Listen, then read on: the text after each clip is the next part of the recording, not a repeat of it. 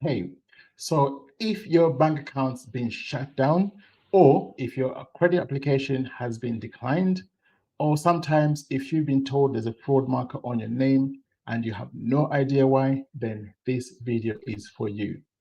My name is Leo and I run a website called CIFAS Marker UK. So in this video, I'm going to help you understand what a CIFAS marker is and how to challenge it. So first, I'm just going to show you quickly what my website is. So just in case you want to understand a bit more, this is my website. And if you go further down, we even show a report of which markers we have recently removed. So obviously, I'm talking from experience, and I've done this for so many different customers and got their CIFAS marker removed quite quickly.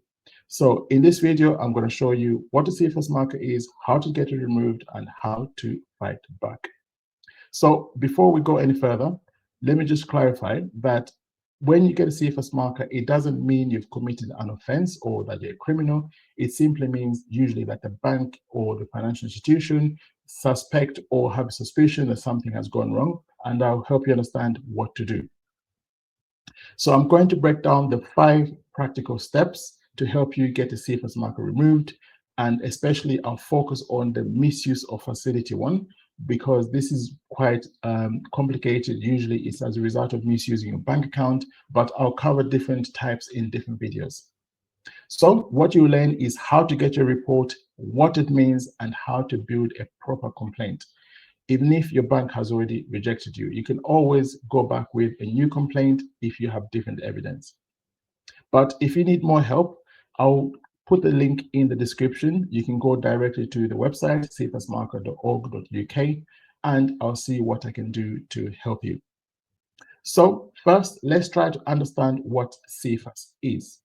So according to the recent report, so CIFAS again is a fight. They're fighting fraud and trying to stop financial crime. I got a bit confused there, but essentially what they do is if you are involved in any sort of scam, or your details have been used in a scam, or you received some money that's been disputed, you might find yourself on this database. Now, it's important to understand that it doesn't mean you've done anything wrong at this stage. It simply means that the National Fraud Database members, have suspected your account has been misused in this case. So you can get a CFS marker from any of these companies here. So this covers all the big banks. You're talking about insurance companies. You have, let me see, different type, Tesco Bank, Barbon Insurance, you have BV Gaming if you do gambling. So there's a lot of different companies, essentially all the top financial services providers in the UK. So let's try to focus on how to get a report, and obviously once you have a report, what to do next.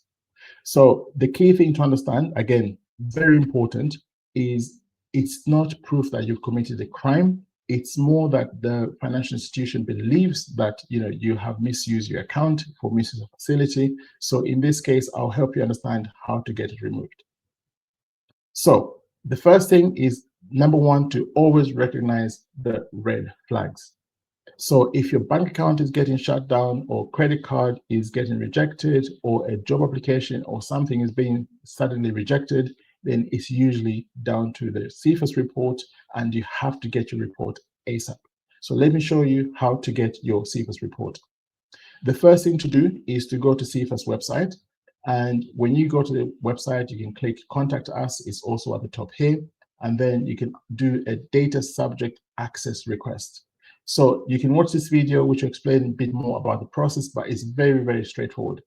So they will ask you to provide your name, your date of birth, address history, telephone number, and some copies of your identity. So this is very straightforward. You do it online, and it's probably takes about 5 minutes to do.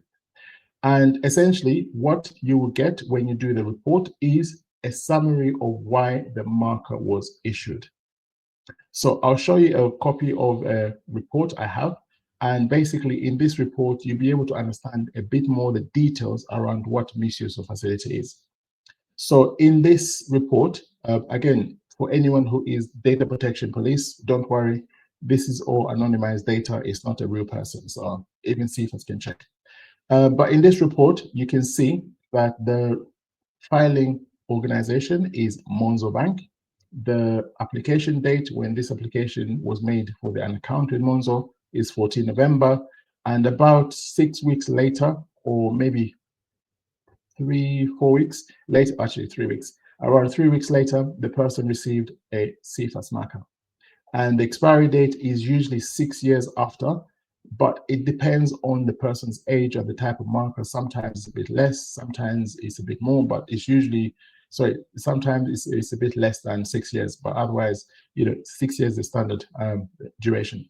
So the reason for filing is obviously funds were received in this account and the person retained their money, plus they couldn't understand what the conduct was about. So the category is misuse of facility, of course, and the role played by the person is a third-party fraud facilitator. So this usually indicates that this person was involved in a scam. Now, it doesn't mean the person themselves did a scam, but it means that the funds they received were either disputed or were considered as obtained through some, not so straightforward methods. So this is what the report will show you. Now, as you can see, sometimes it doesn't show you too much information. So it's up to you then to ask the bank for more information. And this is where the banks are a bit naughty. So the bank isn't necessarily going to be friendly in terms of providing information or providing explanation. Remember, if they've already blocked you, they're not really trying to help you reopen your account. Usually, even if you get the marker removed, they will not reopen the same account. You might get a new account in some very, very, very rare cases, but not the exact same account number and sort code. So, but here's what they don't tell you. If you submit a complaint and you demand evidence, you should ask at least for them to tell you what triggered the marker, what evidence they relied on, and whether they suspect fraud or just suspicious activity. Usually they'll come back with an answer to say you breached your terms and conditions of your account, and hence why they had no option but to close the account. But what they normally essentially provide you is at least some indication of what transactions triggered that marker to be issued. But don't panic. If you ask for this information and you write a complaint, they have 8 weeks to respond. And obviously, this forces them to explain themselves. And if you have any evidence to provide as part of your complaint, that will definitely help you to challenge the bank. But if you don't have any evidence, it can be a bit more tricky because you do then have to know how to ask for evidence. But don't worry if this sounds overwhelming. This is what I help people do every day, and I'll try to go through specific cases in other videos, but in this one, I'm just giving the general guidelines of what you should do. So once you write your complaint, you need to prove two things. And my suggestion most of the time is if you've been a victim of a scam, then you should make this very, very clear, or how you were scammed. If you have any evidence, any screenshots and that kind of stuff, it can help you.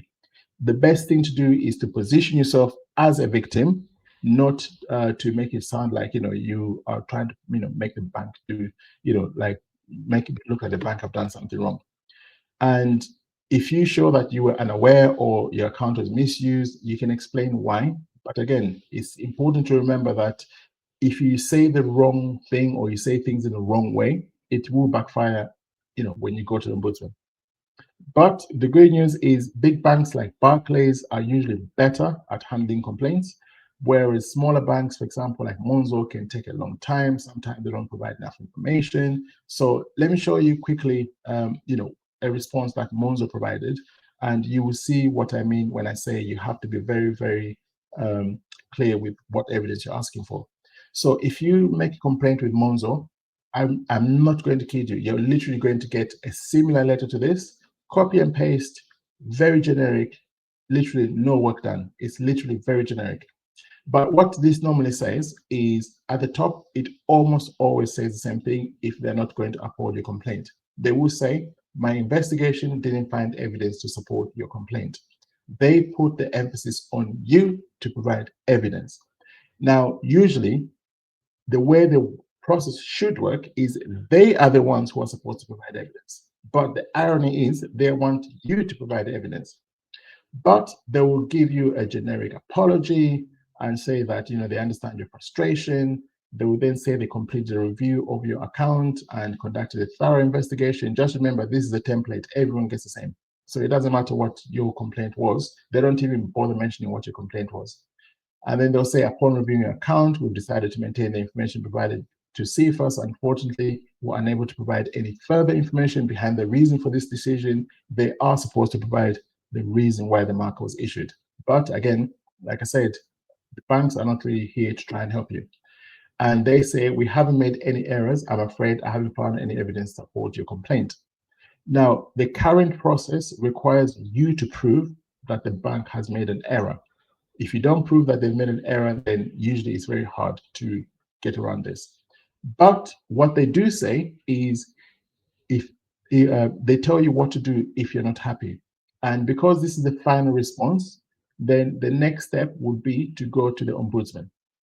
Now, just to clarify, if you've gone this far in terms of a complaint and you now have to go to the ombudsman, it's very, very important that you try to collect some evidence yourself, or if not, you essentially prepare for the ombudsman complaint with more than just saying, I didn't do anything wrong, or etc.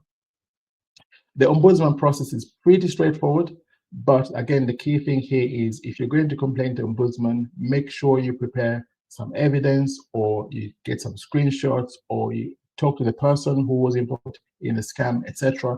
Try to, again, emphasize that if you're a victim, try to present that here. Now, the ombudsman will just clarify what the process is. And obviously, step 2 is getting a final response letter, which comes usually within 8 weeks. And then step 3 is to make a complaint to the ombudsman.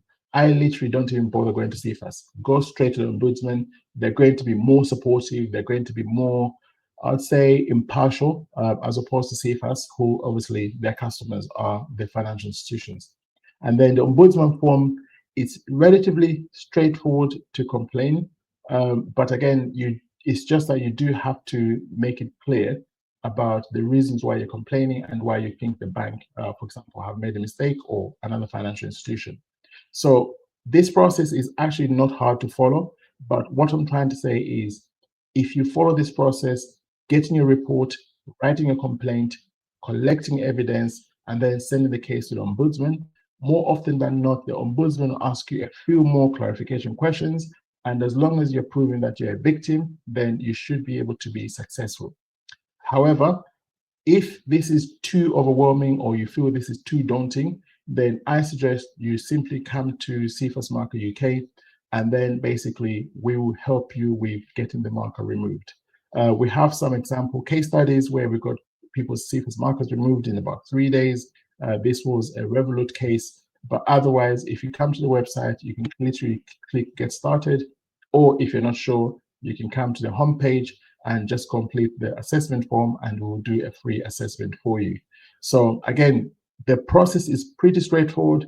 You write to the financial institution, and then you take the case to the ombudsman. So once you have the report, it's not necessarily hard to do a complaint, but doing complaint correctly is what's going to get you.